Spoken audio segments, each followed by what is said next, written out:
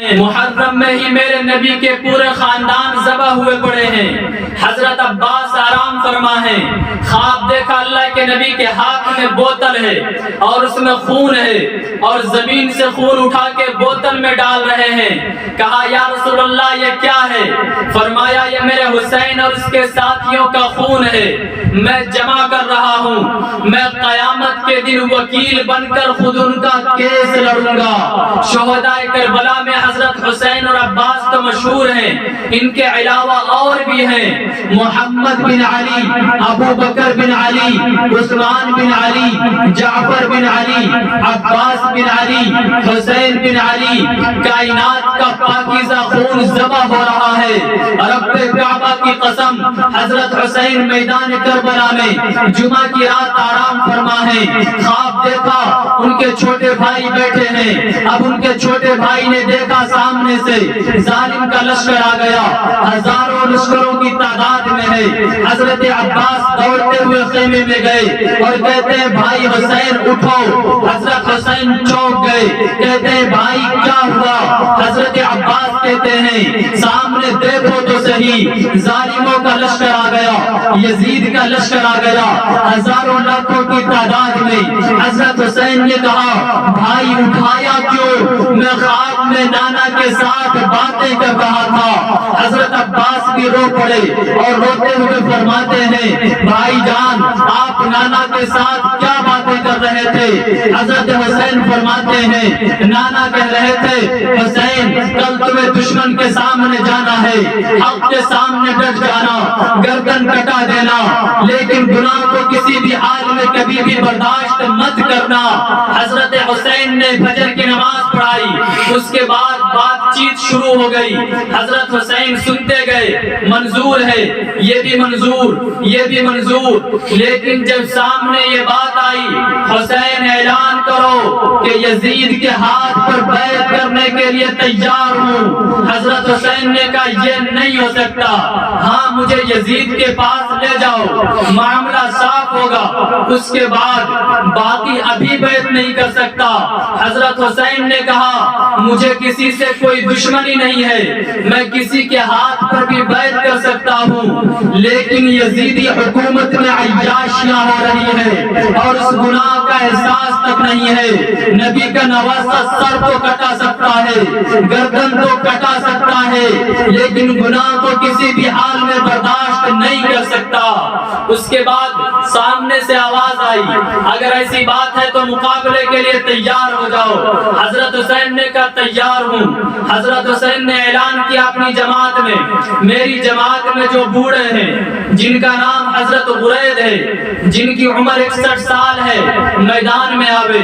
حضرت غرید میدان میں آوے اور آ گئے تو اکیلے 40 کو ختم کر دیا۔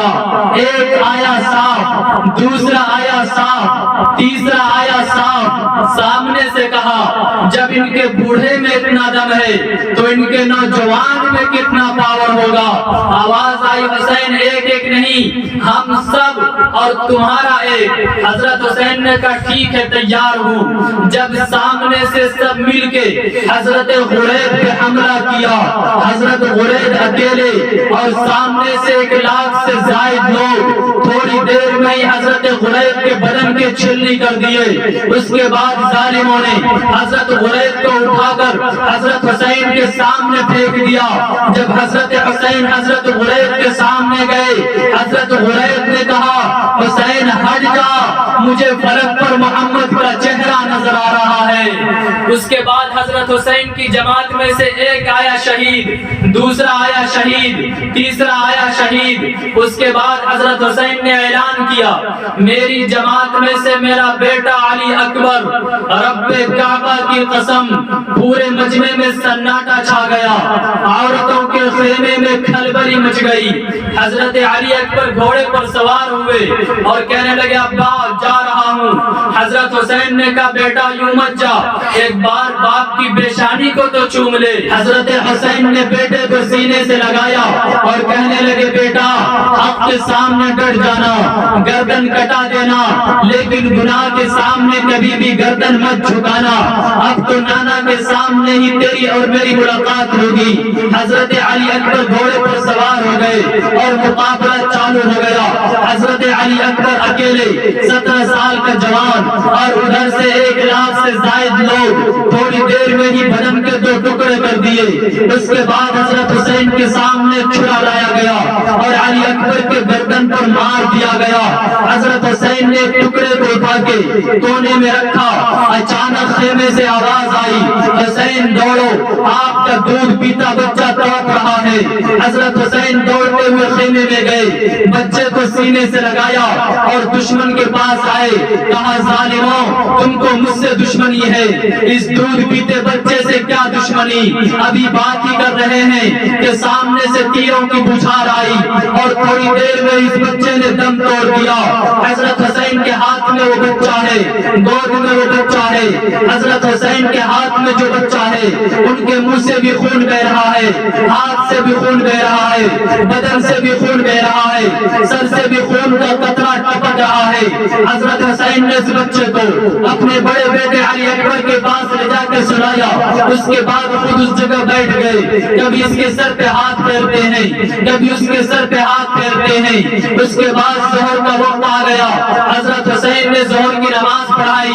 اس کے بعد اعلان کیا کہ میری جماعت کے لوگوں، میری جماعت کے اندر خیمے میں جو ایک چادر رکھی ہوئی ہے، پرانی چادر، وہ چادر لائی جائے۔ لائی گئی تو وہ پرانی چادر تھی، اس کو سینے سے لگایا اور کہا لوگوں یہ میری ماں فاطمہ کی بنائی ہوئی چادر ہے۔ اس کے بعد اعلان کیا میری ایک تلوار لائی جائے جو خیمے میں رکھی ہے۔ لائی گئی تو ٹوٹی ہوئی تلوار تھی، اس کو ہاتھ میں لیے اور کہا لوگوں یہ وہ تلوار ہے جو میرے ابا حضرت علی لیا کرتے تھے۔ اس کے بعد ایک عمامہ منگوایا، اسے پہنے اور کہا لوگوں یہ وہ عمامہ ہے جو میرے نانا محمد الرسول اللہ پہنا کرتے تھے۔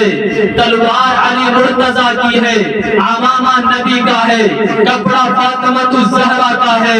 حضرت مولانا ابوالکلام آزاد لکھتے ہیں مقابلہ چلتا گیا، ظہر کے بعد اترے اور 4.5 سے 5 گھنٹے تک اکیلے مقابلہ کرتے رہے۔ اور میرا وجدان کہتا ہے، میرا ایمان کہتا ہے، میرا ایمان کہتا ہے حسین مقابلہ نہیں کر رہا تھا، علی کی تلوار مقابلہ کر رہی تھی۔ حسین مقابلہ نہیں کر رہا تھا، فاطمہ کی چادر مقابلہ کر رہی تھی۔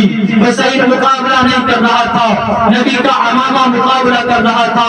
مولانا ابوالکلام آزاد لکھتے ہیں مقابلہ چلتا گیا، چلتا گیا، حتیٰ کہ آپ کے سر مبارک سے پیٹ مبارک تک 80 سے زائد زخم لگ چکے تھے۔ اس کے بعد آپ نے اعلان کیا رک جاؤ، ٹھہر جاؤ، سب کھڑے ہو گئے۔ اس کے بعد آپ نے کہا قد حان وقت العصر، نماز پڑھ لو کیونکہ نماز کا وقت ہو گیا ہے اور نماز تمہیں بھی پڑھنی ہے اور ہمیں بھی پڑھنی ہے۔ سامنے سے کہا مجھے نماز نہیں پڑھنی ہے، تمہیں پڑھنا ہے تو پڑھ لو۔ حضرت حسین نے کہا میں تو پڑھوں گا۔ حضرت حسین کے بدن، چہرے سے اور سر سے خون کا قطرہ ٹپک رہا ہے۔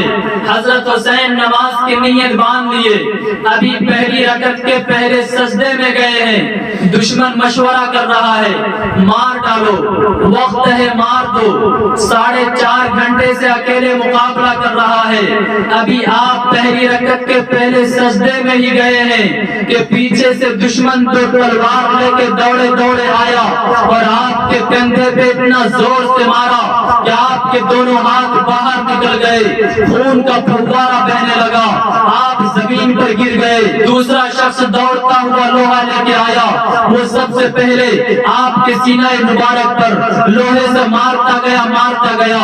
پھر تیسرا شخص آیا، اس نے تلوار لے کے سب سے پہلے آپ کے عمامہ کو اڑا دیا، اس کے بعد آپ کے گردن کو الگ کر دیا اور تیز تلوار پر آپ کے چہرہ کو رکھ کر کہنے لگا حسین ہار گیا، ہم جیت گئے۔ حضرت حسین کے بیٹے امام زین العابدین پیچھے تھے، انہوں نے کہا ظالموں تو ہار گیا، میرے ابا زندہ تھے شہید ہو گئے۔ محرم ہمیں پیغام دیتا ہے کہ مظلوم ہو کر ذبح ہو جاؤ، ظالم کا ساتھ نہیں دے سکتے۔ آج ہم کدھر کھڑے ہیں؟ روتے حسین کے ہیں، نغمہ یزید کے گاتے ہیں، ماتم حسین کا کرتے ہیں، کھڑے یزید کا ہے۔ آج ہم کدھر کھڑے ہیں؟ جس کی زبان سے ظلم نکلا، جس کے ہاتھ سے ظلم نکلا، اور تو اور آج کچھ لوگ دکھاوا نعرہ لگاتے ہیں کہ حسین کا دامن نہیں چھوڑیں گے۔ تو دامن پکڑا ہے کب جو نہیں چھوڑے گا؟ میرا دل کہتا ہے چپو، تم ہوتے اس وقت تو معاملہ کو اور تہس نہس کر دیتے۔ ان دنوں میں جتنا ہم شریعت کا جنازہ نکالتے ہیں، شاید کہ اور کسی دن نکالتے ہوں۔ ماہ محرم میں مسلمانوں کی بستی میں ڈھول پیٹے جا رہے ہیں، مرثیہ پڑھتے ہیں، تعزیہ داری کرتے ہیں اور جلوس نکالتے ہیں، باولے کتے کی طرح ان کے پیچھے چکر لگاتے ہیں۔ میں آپ سے پوچھنا چاہتا ہوں، اگر آپ ڈھول بجانے کو حسینی ہونا خیال کرتے ہیں تو آپ مجھے بتائیے، کیا خیمہ حسین میں ڈھول بجا تھا؟ کیا جب حضرت غریب کو شہید کر دیا گیا اس وقت مرثیہ پڑھا جا رہا تھا؟ کیا جب حضرت قاسم کے لاش پہ گھوڑے دوڑائے جا رہے تھے اس وقت کوئی جلوس نکلا تھا؟ جب حضرت علی اکبر کو شہید کر دیا گیا اس وقت ڈھول بجا تھا، اور خود حضرت حسین کی شہادت ہوئی اس وقت ڈھول بجا تھا۔ ارے جن کی شادیوں میں ڈھول نہیں بجے ان کی شہادت پر کیسے بچ سکتے ہیں؟ کوئی ایک فیصلہ کرنا پڑے گا، یا تو جواب دو یا ان خرافات کو چھوڑنا پڑے گا۔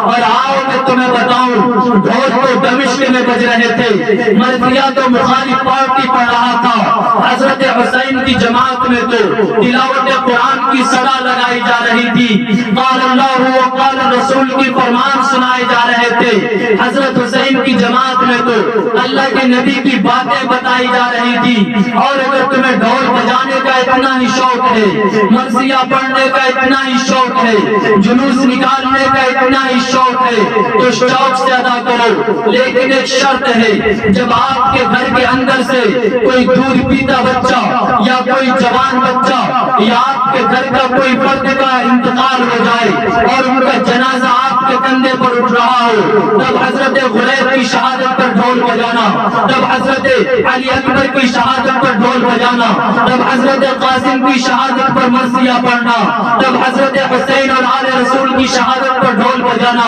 اس دن تو کھانا کھانا بھول جاتے ہیں اور شرم نہیں آتی، حضرت حسین کی شہادت پر ڈھول بجاتے ہو، آل رسول کی شہادت پر ڈھول بجاتے ہو، میلے لگاتے ہیں اور ہماری گھر کی عورتیں بے پردہ میلہ دیکھنے کو جاتی ہیں۔